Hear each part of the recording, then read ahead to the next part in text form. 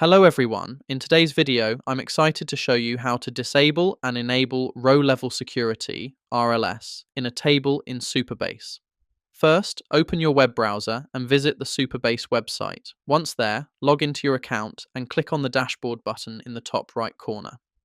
Next, select your organization and then choose the project you want to work on. After that, hover over the left sidebar to expand it and click on the Table Editor option. Once you're in the Table Editor panel, select the table to which you want to apply RLS policies. At the top of the table, click on the button that says RLS Disabled and then click on Enable RLS for this table.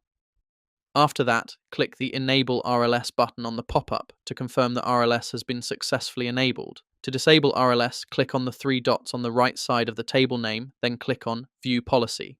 Next, click on the Disable RLS button and confirm your choice in the pop-up box. Note that if RLS is not currently enabled for the table, you will see Enable RLS instead of Disable RLS. That's how you disable and enable RLS in a table in Supabase. Thank you for watching this video. If you found this tutorial helpful, please consider subscribing to the channel for more informative content.